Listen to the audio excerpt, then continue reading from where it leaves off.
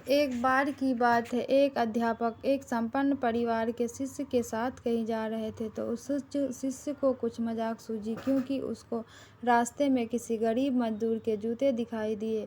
उसने अध्यापक से कहा, गुरुजी, अगर हम इन जूतों को छुपा दें तो कितना मजा आएगा। देखते हैं कि मजदूर पर इसका क्या असर पड़ता है।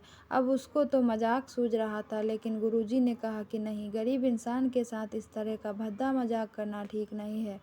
उसने कहा, क्यों ना हम इन जूतों में कुछ सिक्के डाल दें और देखें कि इसका इस गरीब मजदूर पर क्या प्रभाव पड़ता है। उन्होंने ऐसा ही किया। जैसे ही मजदूर अपना काम करके लौटा और उसने एक पाँव अपने जूते में डाला तो उसको कुछ कठोर सा महसूस हुआ। उसने अंदर हाथ डाला तो उसको कुछ सिक्के दिखाई दिए। वह थोड़ा आश्चर्य में पड़ गया। आसपास किसी को देखा तो कोई दिखाई नहीं दिया। वापस उसने दूसरा पैर अपने जूते में डाला तो वापस उसको उसमें कुछ सिक्के दिखाई दिए। अब दोनों जूते के सिक्के को उसने अपने हाथों में रखा और प्रभु की तरफ इशारा किया, हे प्रभु, पता नहीं किस भले मानुस ने ये सिक्के मेरे जूते में लेकिन जिसने भी छुपाए हैं उसको मेरी दुआ है, ताकि इन पैसों से मैं अपने बच्चे और अपनी पत्नी के लिए कुछ खाना और दवाइयाँ ला सकूँगा। और इतना बोलकर वह चला गया। इस बात को शिष्य और अध्यापक दोनों सुन रहे थे। अब अध्यापक ने शिष्य से पूछा कि अब तुम मुझको बताओ कि तुम्हें कैसा महसूस हुआ, तुम्हारी पहले वाली मजाक या मेरा ये तरीका।